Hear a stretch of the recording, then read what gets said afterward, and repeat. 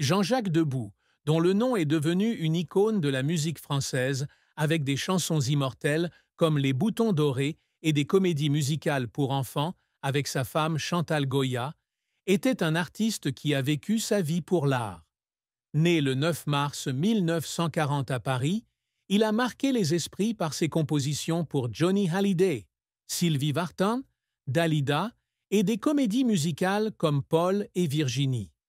À 85 ans, alors que le crépuscule de sa vie tombait peu à peu, Jean-Jacques a finalement admis une triste vérité. Il regrettait d'avoir laissé la douleur de l'abandon de l'enfance et les échecs professionnels l'empêcher de vivre pleinement, avec amour et joie.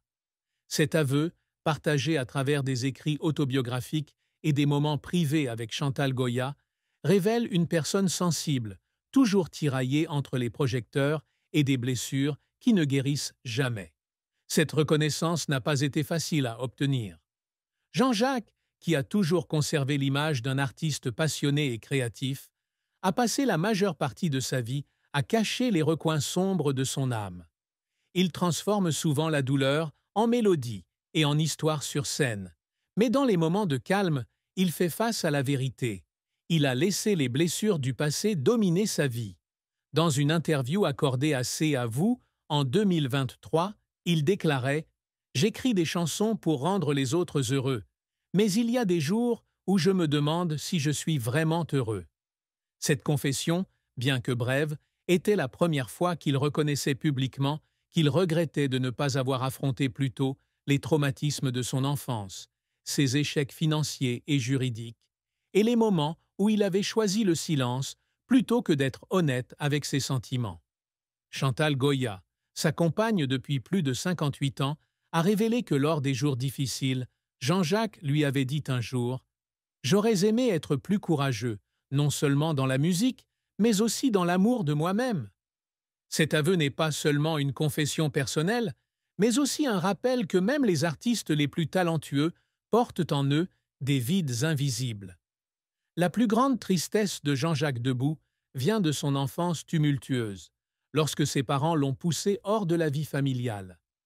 Né dans une famille bourgeoise de Saint-Mandé, avec un père opticien au service du général de Gaulle et une mère ancienne Miss Paris, Jean-Jacques grandit en espérant suivre les traces de son père. Mais sa passion pour la musique l'amène à déclarer qu'il ne deviendrait pas opticien, ce qui entraîne une décision sévère de son père. Il est expulsé de la maison à l'adolescence. Jean-Jacques se souvient de ces jours comme d'un cauchemar, debout devant l'appartement familial à Saint-Mandé, une petite valise à la main, ne sachant où aller. « Je voulais juste qu'ils me comprennent. Mais au lieu de ça, j'ai été poussé dans la rue », a-t-il confié un jour, les yeux remplis de tristesse. Ce sentiment de rejet, même s'il l'a surmonté pour devenir une star, ne l'a jamais vraiment quitté. C'est devenu une cicatrice mentale, lui rappelant toujours ses jours de solitude. La vie devient alors encore plus difficile lorsque Jean-Jacques est envoyé en pension à Juilly, un endroit rude tenu par des prêtres oratoriens. Là, il a dû faire face à une discipline stricte et à l'isolement de ses camarades. Malgré ses amis comme Jean-Paul Goude, qui deviendra plus tard un célèbre photographe, et Jacques Mézerine, qui deviendra plus tard un criminel notoire, Jean-Jacques avait toujours le sentiment de ne pas y avoir sa place. Il s'évadait souvent dans la musique, chantant dans la chorale de l'école pour trouver du réconfort. Mais lors des longues nuits passées dans le dortoir froid, alors qu'il était allongé dans son lit et regardait le plafond, il ne pouvait s'empêcher de penser à la famille qu'il avait abandonnée. « Je chante pour oublier, mais chaque note porte en elle de la douleur », a-t-il dit un jour. Cette tristesse n'était pas seulement personnelle, mais elle façonnait également la façon dont il se voyait, lui donnant toujours le sentiment qu'il devait prouver sa valeur à travers la musique. La carrière de Jean-Jacques Debout a été un véritable parcours de montagnes russes, depuis ses débuts difficiles jusqu'à devenir l'un des musiciens et producteurs les plus célèbres de France.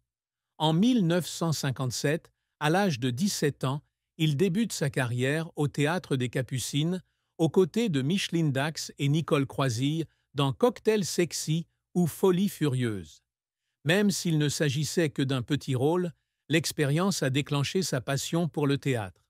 En 1959, il se fait remarquer avec Les Boutons dorés, chanson écrite par Maurice Vidalin et Jacques Datin, qui devient un immense succès et le propulse sous les feux de la rampe.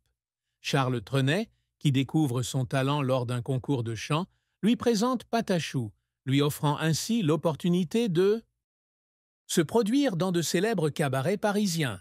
Ces jours-là, lorsqu'il se tenait sur la petite scène, chantant devant un public enthousiaste, étaient les moments où il se sentait vraiment vivant. Le succès des Boutons dorés ouvre les portes à Jean-Jacques dans l'industrie musicale. Il commence à écrire de la musique pour de grandes stars comme Johnny Hallyday, Sylvie Vartan et Dalida. En 1963, il compose « Pour moi la vie va commencer » et Ma guitare pour le film. D'où viens-tu, Johnny? Qui deviennent tous deux de grands succès pour Hallyday. Il a également écrit Tous mes copains pour Sylvie Vartan, une chanson qui est devenue une icône de la période yé-yé. Ses compositions lui ont non seulement apporté la renommée, mais ont également confirmé le talent de Jean-Jacques en tant que musicien polyvalent. En 1964, il rencontre Chantal Goya, alors jeune actrice, dans le film Masculin-féminin de Jean-Luc Godard. Il écrit pour elle Nos doigts se sont croisés, et la chanson lui vaut la Rose d'or d'Antibes, une récompense prestigieuse.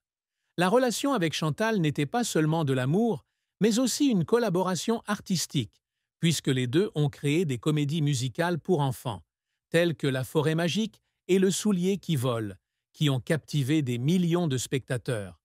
Les années 1970 marquent l'apogée de la carrière de Jean-Jacques. Il a collaboré avec Mariti et Gilbert Carpentier, créant des émissions de télévision épiques pour Sylvie Vartan, qui ont été diffusées dans plus de 100 pays. Il a également composé et produit des comédies musicales pour Chantal Goya, faisant d'elle une icône française pour enfants avec des chansons telles qu'Un lapin et Pandi Panda. Des pièces comme La planète merveilleuse et Le mystérieux voyage de Marie-Rose furent non seulement des succès commerciaux, mais créèrent également un héritage culturel, avec plus de 39 millions de disques vendus. Jean-Jacques se souvient comme d'un rêve de ces jours où lui et Chantal se tenaient sur la scène de l'Olympia, écoutant les applaudissements tonitruants du public. « Nous avons créé un monde magique où chaque enfant peut rêver », a-t-il dit un jour, les yeux pétillants. Cependant, la carrière de Jean-Jacques ne fut pas sans échec. En 1971, il se consacre à l'opéra Double Fille, mais ne reçoit qu'un accueil mitigé du public. Il sacrifia tous ses droits d'auteur pour sauver le théâtre du Châtelet de la faillite, une décision noble, mais qui le laissa en difficulté financière. Dans les années 1980, un scandale télévisuel impliquant Chantal Goya a porté atteinte à leur image à tous deux, faisant perdre à leurs émissions leur attrait. Jean-Jacques se tenait dans les coulisses, regardant la salle vide, et se demandait s'il avait encore la capacité de captiver un public. En 1992, il se consacre à Paul et Virginie, opéra dans lequel il compose et interprète à la fois Bernardin de Saint-Pierre. Malgré les éloges de la critique, la pièce n'a pas réussi à obtenir le succès commercial qu'il espérait, le laissant profondément déçu. La vie de Jean-Jacques Debout a été remplie de nombreux défis difficiles, de l'enfance à la célébrité. L'un des plus grands défis était le rejet de la famille. Lorsque son père l'a mis à la porte, alors qu'il était adolescent, Jean-Jacques a dû affronter le monde seul.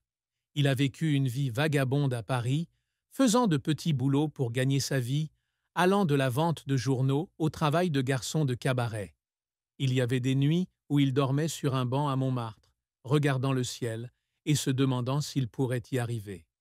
Je n'avais que des rêves, mais parfois les rêves suffisent à me faire avancer, se souvient-il.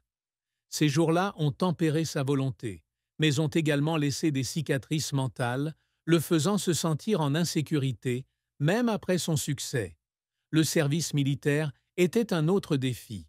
Au début des années 1960, Jean-Jacques est appelé sous les drapeaux, ce qui l'oblige à mettre entre parenthèses sa carrière à son apogée avec les Boutons dorés.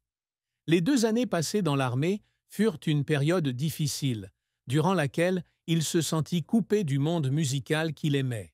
À son retour, il constate que l'industrie a changé, avec l'explosion du mouvement yéyé et de nouvelles stars comme Johnny Hallyday. Jean-Jacques a dû apprendre à s'adapter, passant du statut de chanteur à celui d'écrivain, un processus difficile, mais qui l'a aussi aidé à découvrir son nouveau talent. J'ai perdu la vedette, mais j'ai trouvé une nouvelle façon de raconter des histoires, a-t-il déclaré d'une voix ferme. Les questions juridiques et financières constituent également des défis majeurs. Durant les années 1980, Jean-Jacques et Chantal Goya ont dû faire face à 5 redressements fiscaux en raison d'une mauvaise gestion financière à leur apogée. D'énormes dettes les ont contraints à vendre leur luxueux appartement parisien en 2020 et à déménager dans une maison dans l'Indre. En 2003, Jean-Jacques a été